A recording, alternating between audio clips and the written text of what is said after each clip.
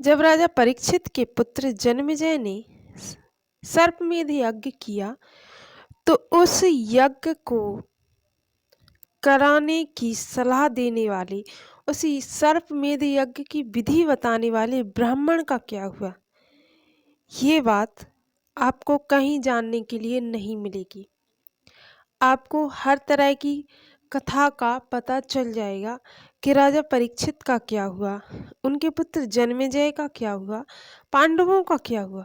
लेकिन उस सर्प यज्ञ मेध यज्ञ को कराने की सलाह देने वाले ब्राह्मण का क्या हुआ? क्योंकि सर्प अपनी दुश्मनी को मरते दम तक निभाता है, जन्मों जन्मों तक पूरा करता है। तो जब एक ब्राह्मण ने ऐसी सलाह दी जिससे नागों के कुल का विनाश हो जाए, तो उस ब्राह्मण को क्या सर्प ऐसे ही छोड़ देंगे? नमस्कार प्रिय मित्रों, आपका स्वागत है हमारे YouTube चैनल प्राचीन समय मंथन पर। आज की वीडियो को स्किप बिल्कुल मत कीजिएगा, क्योंकि वीडियो के अंत में हम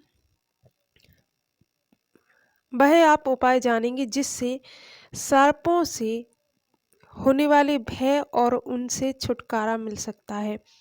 सर्प दंशन से बच सकते हैं। तो वीडियो में आगे चलते हैं। उससे पहले अगर आप चैनल पर नए हैं तो चैनल को सब्सक्राइब कर लीजिए, वीडियो पर एक लाइक कीजिए, कमेंट कीजिए। और आगे वीडियो में कहानी इस तरह से है कि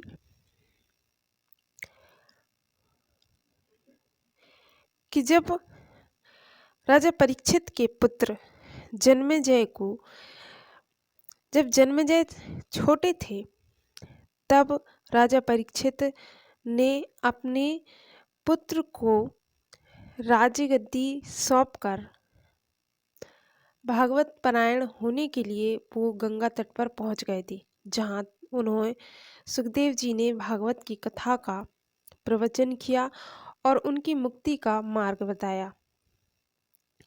इसके बाद जब जन्मेजय बड़े हुए तब उन्हें अपने पिता की मृत्यु का पता चला कि उन्हें एक सर्प दंशन से मारा गया था। तब जन्मेजय ने सांपों से बदला लेने की ठानी और उन्होंने सर्पमेध यज्ञ कराने की सलाह ली। जब उन्होंने सोचा जन्मेजय ने कि सांपों से, नागों से किस तरह से प्रतिशोध लिया जाए, तब उन्होंने ब्राह्मणों से इस बारे में सलाह की और उन्हें एक ब्राह्मण ने बताया कि उन्हें सर्पमेध यज्ञ करना चाहिए, जिससे सांपों की आहुति उस यज्ञ में दी जाएगी और हजारों सर्प कुछ ही समय में, सभी नागलोक की सभी जातियां खत्म हो जाएंगी। और जन्मेजय ने सर्पमेध यज्ञ करवाया, जिसमें देखते ही देखते हजारों सांप एक साथ आहुति में, बड़े से यज्ञ में भस्म होने लगे। यज्ञ वेदी में सर्पों की आहुति डलने लगी। इधर मंत्रों का जाप चल रहा था और सागल और घी की जगह पर सर्पों की आहुति लग रही थी। देखते देखते हजारों सांप नष्ट होने लगे, करोड़ों जातियां नष्ट होने लगी। तब देवता आसमान से देख रहे थे कि इस तरह का प्रतिशोध किसी ने नहीं लिया। इस तरह नागों के विध्वंस को देखकर आस्तिक मुनि आए और उनके साथ में ब्रह्मा जी थे। आस्तिक मुनि ने समझाया कि ये सृष्टि के विरुद्ध है, क्योंकि जो नाग तुम्हारे पिता को डसने के लिए आया था, वह अपनी इच्छा से नहीं आया था, बल्कि श्रृंगी ऋषि के पुत्र ने उन्हें पहुंचाया था। आस्तिक मुनि ने अच्छे तरह से जन्मेजय को समझाया कि यह प्रकृति के विरुद्ध है। अंतोगत्वा जन्मेजय ने उस यज्ञ को रोक दिया और सांपों की आहुति लगना बंद हो गई, जिसमें उस सर्प भय बच गया जो राजा परीक्षित को दंशन करके गया था। इसके बाद उस सांप ने उस ब्राह्मण से प्रतिशोध लेने की ठान ली, जिसने इस सर्पमेध यज्ञ करवाने की सलाह दी थी। एक सर्प की उम्र 1000 वर्ष होती है और एक मानव की कलयुग में 60, 70, 80, लगभग 90 इस तरह से मानी जाती है। जब उस ब्राह्मण को सर्प ने बदला लेने की ठानी तो द्वापर से चलते चलते कलयुग तक आ गया और सर्प के बदले का औचित्य पूरा नहीं हो रहा था।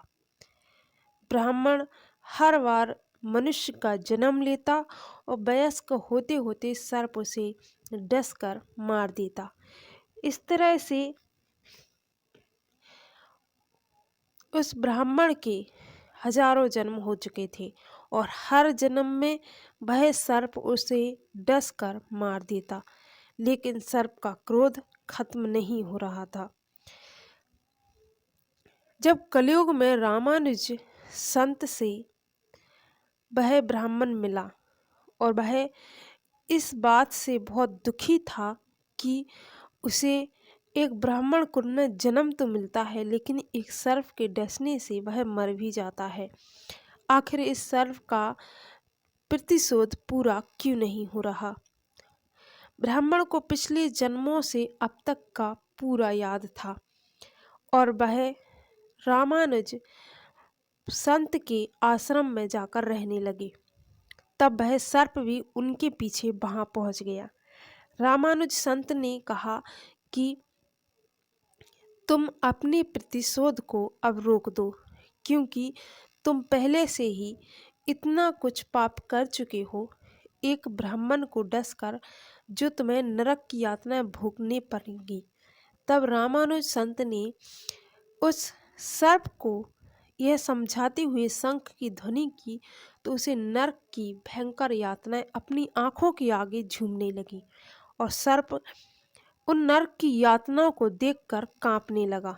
तब रामानुज संत ने कहा कि तुम इन नरक की यातनाओं से बच सकते हो यदि एक उपाय करो, और उन्होंने बताया कि मैं तुम्हें एक व्यासपीठाधीश नियुक्त करता हूँ और तुम जाकर अपने नागलोक में राम नाम और उनकी कथा का प्रचार करो, जिससे तुम्हारे सभी प्रकार के पाप नष्ट होकर मैं तुम्हें ये अधिकार देता हूँ।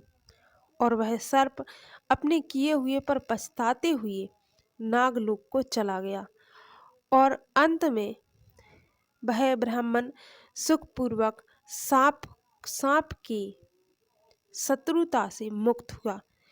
तो सांप की शत्रुता हर तरह से खतरनाक होती है, क्योंकि एक जन्म का बैर वह कई जन्मों तक चुकाता पड़ता है। जन्मेजय के इस सर्प यज्ञ और राजा परीक्षित की कथा सुनने से सांपों के भय से और उनके दंशन के कारण से बचा जा सकता है। आस्तिक मुनि ने सांपों के यज्ञ को रोका था, इसीलिए आस्तिक मुनि के नाम स्मरण से भी सर्पों के दंशन और उनके भय से छुटकारा मिलता है। ये था उपाय जो हमने आपको वीडियो की शुरुआत में बताया था। मिलते हैं अगली वीडियो में। अगली वीडियो भी इसी तरह की रोमांचक होने वाली है और आप कहीं मत जाइए, हमारे चैनल से जुड़े रहें और हमारा प्रोत्साहन बने रहें।